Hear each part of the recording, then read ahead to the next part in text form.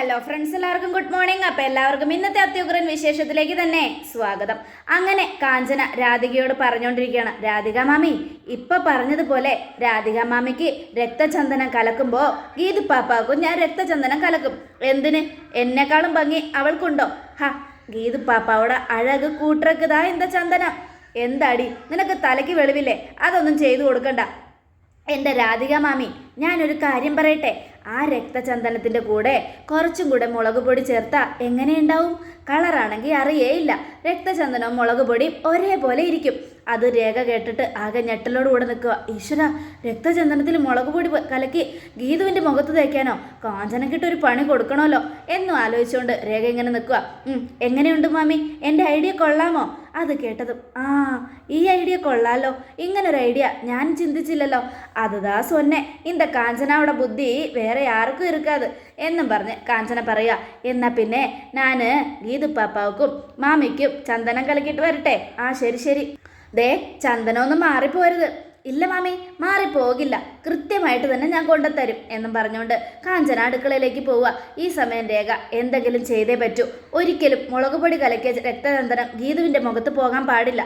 എങ്ങനെയെങ്കിലും ഗീതുവിനെ രക്ഷിച്ച് അത് ഉണ്ടാക്കിയ ആളുടെ മുഖത്ത്, അല്ലെങ്കിൽ അത് ഉണ്ടാക്കാൻ പറഞ്ഞ ആളുടെ മുഖത്ത് തന്നെ അത് പോകണം എന്നും പറഞ്ഞ് രേഖയും അടുക്കളയിലേക്ക് ഇങ്ങനെ പോവുക, ഓരോന്ന് ആലോചിച്ചുകൊണ്ട്.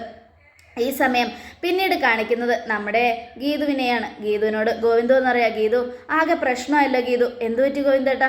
അത് പിന്നെ സോഫ്റ്റ്വെയറിൻ്റെ ഇതായിട്ട് അവിടെ മീറ്റിംഗ് നടക്കുമ്പോൾ ഒരാളെങ്കിലും അവിടെ വേണം. കിഷോറെല്ലാം ചെയ്യാമെന്ന് പറഞ്ഞിട്ട് അവൻ അവസാനം 4 മണിയായപ്പോൾ തന്നെ വീട്ടിലേക്ക് പോയി. കിഷോർ ചതിച്ചു ഗീതു. കണ്ണേട്ടന് ഇപ്പം എന്താ വേണ്ടേ? കിഷോർ അവിടെ നേരം വെളുക്കോളം ഉണ്ടാവണം, അത്രയല്ലേ ഉള്ളൂ. അത്രയും മതി ഗീതു. കിഷോർ അവിടെ ഉണ്ടെങ്കിൽ കാര്യങ്ങളൊക്കെ നടക്കും. അവൻ അവിടെ തന്നെ ഉണ്ടാവും. അവൻ അവിടെ വരുത്തിക്കേണ്ട കാര്യം ഞാൻ ഏറ്റു. അത് കേട്ടതും നിന്നെ കൊണ്ട് സാധിക്കുമെന്നല്ലേ പറഞ്ഞത് എന്നും പറഞ്ഞുകൊണ്ട് ഗീതു ഫോൺ എടുത്ത് അവർണികയെ വിളിക്കുക. ഹലോ ഗീതാഞ്ജലി, അവർണിക വീട്ടിലെത്തിയോ? 4 മണിക്ക് ഓഫീസിൽ നിന്ന് ഇറങ്ങിയിട്ട് കുറച്ച് പർച്ചേസ് ഉണ്ടായിരുന്നു. അത് കഴിഞ്ഞ് ഇപ്പോൾ വീട്ടിലേക്ക് വന്ന് കയറിയതേ ഉള്ളൂ ഗീതാഞ്ജലി. എന്താ ഗീതാഞ്ജലി? അതെ, ഇന്ന് ഒരു മീറ്റിംഗ് ഉണ്ട്. അപ്പോൾ നമുക്ക് ഈ രാത്രിയാണ് ഈ സോഫ്റ്റ്വെയറിൻ്റെ എന്തെങ്കിലും ആവശ്യത്തിനായിട്ട് ആൾക്കാർ വിളിക്കുന്നത്. അപ്പോൾ അതുകൊണ്ട് സോഫ്റ്റ്വെയറിൻ്റെ ആൾക്കാർ അവിടെ വേണം. അയ്യോ ഗീതാഞ്ജലി, ഇത് 1 മണിക്കൂർ മുമ്പേ പറഞ്ഞിരുന്നെങ്കിൽ ഞാൻ എന്തെങ്കിലും ചെയ്യായിരുന്നു. അവർ പോയിട്ട് ഇപ്പോൾ 1 മണിക്കൂറായല്ലോ. ഞാൻ തൻ്റെ എക്സ്ക്യൂസ് കേൾക്കാൻ വേണ്ടി വിളിച്ചതല്ല. അതെ, പെട്ടെന്ന് തന്നെ എനിക്ക് സോഫ്റ്റ്വെയറിൻ്റെ ആൾക്കാർ വേണം. ഗീതാഞ്ജലി ഇങ്ങനെ പറഞ്ഞാൽ എങ്ങനെ ശരിയാവും? ഞാൻ പറഞ്ഞില്ലേ, എന്നോട് അഭിപ്രായങ്ങളൊന്നും ചോദിക്കുകയും വേണ്ട, പറയുകയും വേണ്ട. എനിക്ക് ഇത്രയും അറിഞ്ഞാൽ മതി. സോഫ്റ്റ്വെയറിന് ആൾക്കാർ അവിടെ വരൂല്ലയോ? അത് കേട്ടതും ഗീതാഞ്ജലി, അത് ബുദ്ധിമുട്ടാണ്. അതെന്താ, പുറത്തുള്ളവരെ മാത്രമേ ഇതിന് വെക്കാൻ പറ്റുള്ളൂന്നുണ്ടോ? തൻ്റെ ഹസ്ബൻഡില്ലേ? അത് കേട്ടതും കിച്ചുവിൻ്റെ കാര്യം ഞാൻ ഓർത്തില്ല. കിച്ചു സോഫ്റ്റ്വെയറിൽ വലിയ മിടുക്കനാണെന്നല്ലേ താൻ പറഞ്ഞത്? അപ്പം പിന്നെ കിച്ചു തന്നെ വന്നാൽ മതി. ഓക്കെ ഗീതാഞ്ജലി, കിച്ചു ആണെങ്കിൽ എനിക്ക് കുഴപ്പമില്ല, ഞാൻ അങ്ങോട്ട് വിട്ടേക്കാം. നേരം വെളുക്കുന്നത് വരെ കിഷോർ അവിടെ ഉണ്ടാവും ഗീതാഞ്ജലി, ഞാൻ വാക്ക് തരിക. ഉറപ്പാണല്ലോ അല്ലേ? വിശ്വസിക്കാം ഗീതാഞ്ജലി. എന്നെ ഒരു കാര്യം ഏൽപ്പിച്ച ധൈര്യമായിട്ട് വിശ്വസിക്കാം. കിച്ചുവിനെ കൊണ്ട് ഞാനത് ചെയ്യിപ്പിച്ചിരിക്കും.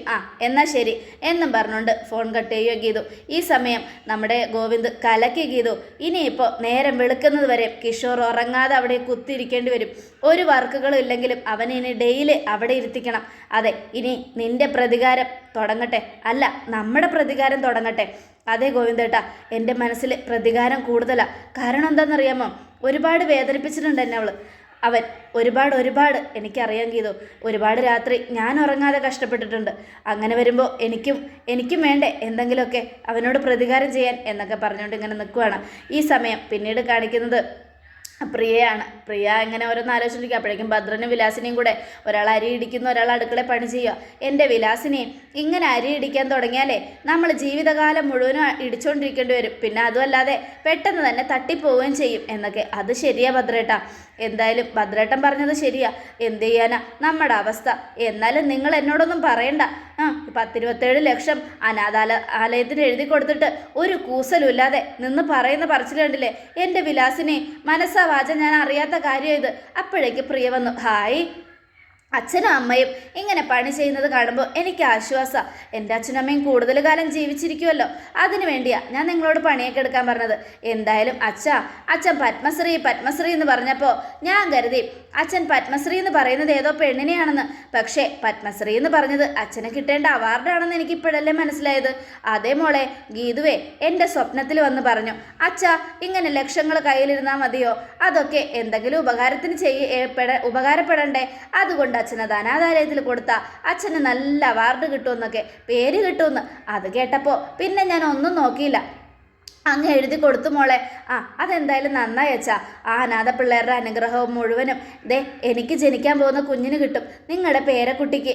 അതുകൊണ്ട് എനിക്ക് സന്തോഷം. നടക്കട്ടെ പണി നടക്കട്ടെ എന്നും പറഞ്ഞുകൊണ്ട് പ്രിയ അങ്ങ് പോവുക. പ്രിയ പോയി കഴിഞ്ഞതും എടി വിലാസിനെയും എന്താ ഭദ്രേട്ടാ, അതെ നമ്മുടെ ഇപ്പം നമ്മൾ ഗീതുവിൻ്റെ കൂടെയല്ലേ നിൽക്കുന്നത്. ഗീതു നമ്മുടെ മിത്രവും രാധികമ്മ നമ്മുടെ ശത്രുവും. അപ്പം പിന്നെ നമ്മളെ സഹായിക്കേണ്ടതാരാ? വേറെ ആര്? ഗീതു. എന്നാൽ പിന്നെ ഗീതുവിനെ വിളിച്ച് നമുക്കൊരു 50 ലക്ഷം രൂപ തരാൻ പറഞ്ഞാലോ? പിന്നെ അതൊന്നും ഫോണിൽ കൂടെ വിളിച്ച് ചോദിച്ചാൽ അവൾ തരില്ല ഭദ്രേട്ടാ, നമുക്ക് നേരിട്ട് തന്നെ പോയി ചോദിക്കാം. എന്നാൽ അങ്ങനെ തന്നെ ആവട്ടെ എന്നും പറഞ്ഞുകൊണ്ട് രണ്ടുപേരും ഇങ്ങനെ സംസാരിച്ചുകൊണ്ട് നിൽക്കുക.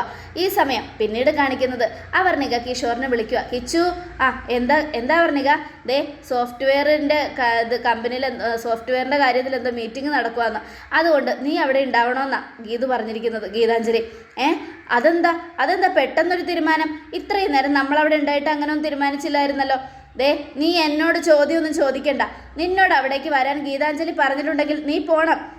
എന്താ അവർണിക ഇത്? ഇത്രയും നേരം നമ്മൾ അവിടെ ഇരുന്നപ്പോൾ ഇതുപോലുള്ള കാര്യങ്ങളൊന്നും ആരും പറഞ്ഞില്ലല്ലോ. 1 മണിക്കൂർ മുമ്പ് നമ്മൾ അവിടെ ഉണ്ടായിരുന്നു. ആ സമയത്ത് പോലും ഇതുപോലുള്ള ഒരു മീറ്റിങ്ങിൻ്റെ കാര്യം ആരും മിണ്ടുന്നത് പോലും കേട്ടില്ല. പിന്നെ എങ്ങനെയാ പെട്ടെന്നൊരു സുപ്രഭാതത്തിൽ ഒരിക്കലും ഇല്ലാത്തൊരു മീറ്റിംഗ് പൊട്ടിമുളയ്ക്കുന്നത്? അത് കേട്ടതും അവർണികയ്ക്ക് ദേഷ്യം കയറി. കിച്ചു, നീ അവിടുത്തെ സ്റ്റാഫാ, അപ്പം പിന്നെ അവർ പറയുന്നത് കേൾക്കണം. നിന്നെ കൊണ്ട് ഞാനത് ചെയ്യിച്ചോളാന്ന് അവർക്ക് വാക്ക് കൊടുത്തു പോയി. ഇനി എനിക്ക് മാറ്റി പറയാൻ പറ്റില്ല. അതുകൊണ്ട് നീ ആ സോഫ്റ്റ്വെയറിൻ്റെ പ്രശ്നങ്ങളൊക്കെ തീർത്തു കൊടുത്തിട്ട് ഇങ്ങോട്ട് വന്നാൽ മതി. ഞാൻ ഉറക്കം കേട്ടാലും നിനക്ക് കുഴപ്പമില്ലല്ലേ? അധ്വാനിക്കുന്ന കമ്പനി, അതായത് നീ ജോലി ചെയ്യുന്ന കമ്പനിക്ക് വേണ്ടി ഒരു ദിവസം ഉറക്കം കളഞ്ഞെന്ന് കരുതി ഒന്നും സംഭവിക്കാൻ പോകുന്നില്ല. ആത്മാർത്ഥതയോടെ ജോലി ചെയ്ത അതിൻ്റെതായ ഇത് നമുക്ക് കിട്ടും. എന്തായാലും നീ പോയേ പറ്റൂ കിച്ചു. പറ്റില്ല വർണിക, എനിക്ക് ഉറക്കം കളയാൻ പറ്റില്ല. അങ്ങനെയാണെങ്കിൽ നീ കുറച്ച് ബുദ്ധിമുട്ടും. ഗീതാഞ്ജലിക്ക് ഇപ്പം ഞാൻ വാക്ക് കൊടുത്തതേ ഉള്ളൂ, നിന്നെ കൊണ്ട് ഞാനത് ചെയ്യിച്ചോളാന്ന്. നീ അവിടെ പോയേ പറ്റൂ. പോയില്ലെങ്കിൽ എൻ്റെ സ്വഭാവം മാറും. അറിയാലോ, എൻ്റെ സ്വഭാവം മാറിയാൽ പിന്നെ എങ്ങനെയാണ് ഞാൻ ഇരിക്കുന്നതെന്ന്. ഈ മയത്തിലുള്ള സംസാരമൊന്നും പിന്നെ ഉണ്ടാവില്ല എന്നും പറഞ്ഞുകൊണ്ട് അവർണിക അങ്ങ് പോയി. ഇത് വല്ലാത്തൊരു ശല്യമായല്ലോ. ആ ഗീതു എന്നെ മനഃപൂർവ്വം ഇതിനൊക്കെ എടുത്തിടുന്നതാ കൊടുക്കുന്നതാ എന്നും പറയണം. എന്തായാലും ചെയ്തല്ലേ പറ്റൂ, വേറെ വഴിയില്ലല്ലോ. ഗീതുവും അവർണികയും ഇവരുടെ രണ്ടുപേരുടെ നടുക്ക് കിടന്ന് ഞാൻ അങ്ങോട്ടും ഇങ്ങോട്ടും പന്ത് തട്ട് അമ്മാനം അടിക്കുന്ന പോലെ അവർ രണ്ടുപേരും കൂടെ എന്നിട്ട് കളിക്കുക എന്നും പറഞ്ഞുകൊണ്ട് കിഷോർ ആകെ ദേഷ്യപ്പെട്ട് ഇങ്ങനെ നിൽക്കുക. ഈ സമയം പിന്നീട് കാണിക്കുന്നത് കാഞ്ചനയാണ്. ഗീതു പാപ്പാക്കാണ് രക്തചന്ദനം എപ്പിടി തയ്യാറിക്കരുതെന്ന് പാക്കലാം എന്നും പറഞ്ഞുകൊണ്ട് രക്തചന്ദനത്തിൻ്റെ പെട്ടിയും കൊണ്ട് കുപ്പിയും കൊണ്ട് കാഞ്ചന അങ്ങ് വരിക. എന്നിട്ട് 2 ബൗൾ എടുത്ത് വെച്ചു. ഒരു ബൗളിൽ രാധികയ്ക്ക് വേണ്ട രക്തചന്ദനം 2 സ്പൂണ്, രണ്ടാമത്തെ ബൗളിൽ ഗീതു പാപ്പാക്ക് വേണ്ട രക്തചന്ദനം 2 സ്പൂണ്. അതിൻ്റെ കൂടെ എങ്ങനെയാ ഇത് അരയ്ക്കുന്നതെന്നല്ലേ എന്നും പറഞ്ഞുകൊണ്ട് കാഞ്ചന അവിടെ മുകളിൽ നിന്നും മുളക് പൊടി എടുത്ത് അതിലേക്ക് ഇടുക. 2 ടീസ്പൂൺ രക്തചന്ദനത്തിന് 2 സ്പൂൺ മുളക് പൊടി. അത് കണ്ടതും രേഖ ഇങ്ങനെ വായും പൊത്തി നിൽക്കുക. ഈശ്വരാ, വല്ലാത്തൊരു കഷ്ടമാണല്ലോ, എങ്ങനെയെങ്കിലും ഗീതുവിനെ രക്ഷിച്ചേ പറ്റൂ എന്നൊക്കെ ആലോചിച്ചുകൊണ്ട് തന്നെ രേഖ നിൽക്കുക. ഈ സമയം കാഞ്ചന ഗീതുവിനുള്ള രക്തചന്ദനത്തിൽ മുളക് പൊടി നന്നായിട്ട് കലക്കുക. രാധികയ്ക്കുള്ളതിൽ സാധാരണ പോലെ കലക്കുക. റൈറ്റിലുള്ളത് ഗീതുക്കും ലെഫ്റ്റിലുള്ളത് രാധിക മാമിക്കും എന്നും പറഞ്ഞുകൊണ്ട് അവിടെ വെക്കുകയാണ്. എങ്ങനെയെങ്കിലും ഗീതുവിനെ രക്ഷിച്ചേ പറ്റൂ, എന്താ ഇപ്പോൾ ചെയ്യുക എന്നും പറഞ്ഞുകൊണ്ട് നമ്മുടെ രേഖ പതുക്കെ ഒരു കയ്യിൽ നിറയെ ചില്ലറ പൈസയായിട്ട് അടുക്കളയിലേക്ക് പോവുക. അതിനുശേഷം പതുക്കെ ആ പൈസ അവിടെ അടുക്കളയിലേക്ക് ഇട്ടു. പൈസ വീഴുന്ന ശബ്ദം കേട്ട് കാഞ്ചന പെട്ടെന്ന് തിരിഞ്ഞു നോക്കി. അപ്പോൾ രേഖ, ഇതാരാ കാഞ്ചന ഈ പൈസ മുഴുവൻ ഇവിടെ കൊണ്ടുവന്ന് വെച്ചത്? ഇത് ആരുടെ പൈസയാ? പൈസ തൻ്റെ അല്ലെങ്കിലും പൈസയല്ലേ, പൈസ കണ്ട ആരും അതെൻ്റേതല്ലെന്ന് പറയില്ലല്ലോ. കാഞ്ചന, അത് എന്നോട് അപ്പാ ഞാൻ എന്താ സൂക്ഷിച്ചു വെച്ചത് എന്നും പറയണം. എന്നാ പൈസയൊക്കെ വേഗം പിറക്കിയെടുക്ക്. ഇങ്ങനെ തട്ടിയ വീഴുന്നിടത്താണോ കൊണ്ടുവന്ന് പൈസ വയ്ക്കുന്നത്? ഇനി ഞാൻ സൂക്ഷിച്ചു വെച്ചോളാം രേഖ പാപ്പ. പെട്ടെന്ന് വയ്ക്കി എന്നും പറഞ്ഞുകൊണ്ട് രേഖ പതുക്കെ ആ രക്തചന്ദ്രത്തിൻ്റെ അടുത്ത് പോയി ഇനിയിപ്പോൾ റൈറ്റ് ഉള്ളത് രാധികാമ്മയ്ക്കും ലെഫ്റ്റ് ഉള്ളത് ഗീതുവിൻ്റെ മുഖത്തേക്ക് പോട്ടെ. എന്തായാലും ആ മുളക് പൊടി രാധികാമ്മയ്ക്ക് തന്നെ ഇരിക്കട്ടെ പണി. കാഞ്ചനയ്ക്കിന്ന് കരണത്തടിയും വീഴും എന്നും പറഞ്ഞുകൊണ്ട് രേഖ അത് തിരിച്ചു വെച്ചിട്ട് ഒന്നും അറിയാത്ത പോലെ പെട്ടെന്ന് പറക്കിക്കോട്ടോ എന്നും പറഞ്ഞിട്ട് അവിടെ നിന്നും പോവുക. അപ്പോൾ പോയി കഴിഞ്ഞതും എന്തായാലും இந்த காசு എന്നോടതില്ലേ, എന്നോടതല്ലെങ്കിലും അത് എന്നോട് മടിയിൽ ഇറുക്കിറക്കുതാ അതുക്ക് രാശി എന്നും പറഞ്ഞിട്ട് കാഞ്ചന വീണ്ടും രക്തധനത്തിൻ്റെ അടുത്ത് പോയി. ഇത് റൈറ്റ് ഇരിക്കുന്നത് ഗീതുവിന്, ലെഫ്റ്റ് ഇരിക്കുന്നത് രാധിക മമ്മിക്ക് ആണല്ലോ. അങ്ങനെ തന്നെ കയ്യിൽ വെച്ചിട്ട് ആദ്യം ഗീതു പാപ്പാക്കിട്ടേ പോലാം എന്നും പറഞ്ഞുകൊണ്ട് കാഞ്ചന നടന്ന് ഗീതുവിൻ്റെ അടുത്തേക്ക് പോവുക. ഗീതു പാപ്പ എന്നും വിളിക്കുക. എന്താ കാഞ്ചനക്ക? ദാ രക്തചന്ദനം. ഇതെന്തിനാ എനിക്ക്? അല്ല ഗീതു പാപ്പയല്ല ചോദിച്ചത്, നാളെ അവാർഡിന് പോകാൻ എന്തെങ്കിലും മുഖം വെളുക്കാൻ വേണോന്ന്. ഇതാ രാധിക മാമി തേക്കുന്നത്, ഇന്ന് തേച്ചോ. ഇത് തേച്ചാൽ മുഖം നല്ല എരിഞ്ഞു വെളുക്കും. എരിഞ്ഞു വെളുക്കോ? അപ്പം ഇതെന്താ മുളക് പൊടി ചന്ദനമാണോ? ഞാൻ എരിഞ്ഞു വെളുക്കുമെന്നല്ല ഉദ്ദേശിച്ചത്, നല്ല പളുപളയെന്ന് വെളുക്കുമെന്നാണ് ഉദ്ദേശിച്ചത്. ഇന്നാ തേച്ചോ എന്നും പറയാ. ഇതിൽ മുളക് പൊടിയൊന്നും കലക്കിയിട്ടില്ലല്ലോ അല്ലേ? ഏയ് ഞാൻ അപ്പടി പണ്ണുമാ, ഞാനൊന്നും ചെയ്തിട്ടില്ല. എന്നാ തേച്ചോ, ധൈര്യമായിട്ട് തേച്ചോ എന്നും പറഞ്ഞുകൊണ്ട് കാഞ്ചന അത് ഗീതുവിൻ്റെ കയ്യിലേക്ക് കൊടുക്കുക. എന്നിട്ട് കാഞ്ചന അവിടെ നിന്ന് പതുക്കെ എസ്കേപ്പ് ആവുക. കാഞ്ചന അങ്ങ് പോയി കഴിഞ്ഞ ഗീതു അവർ പറഞ്ഞതിൽ എന്തോ ഒരു ഡബിൾ മീനിങ് ഉണ്ടല്ലോ. ഇനി അവരെന്തെങ്കിലും കലക്കി കാണുമോ? ഈശ്വര, ഒന്ന് കയ്യിൽ ആദ്യം തേച്ച് നോക്കാം എന്നും പറഞ്ഞിടത്തിൽ കയ്യിലെടുത്ത് തേക്കുക. ഏയ് കുഴപ്പമൊന്നുമില്ല. എന്നാലേ ഈ രക്തചന്ദനം എൻ്റെ മുഖത്ത് തേച്ചിട്ട് എൻ്റെ കണ്ണേട്ടനെ ഒരു പ്രേമചന്ദനാക്കാൻ പറ്റുമെന്ന് ഞാനൊന്ന് നോക്കട്ടെ എന്നും പറഞ്ഞുകൊണ്ട് കണ്ണാടി നോക്കി ഗീതു അതൊക്കെ മുഖത്ത് തേച്ചുകൊണ്ടിരിക്കുക. ഈ സമയം പിന്നീട് കാണിക്കുന്ന രാധികയാണ് മരുമക്കളെ ഒതുക്കാൻ 101 വഴികൾ എന്നും പറഞ്ഞുള്ള കഥയും വായിച്ചുകൊണ്ടിരിക്കുക.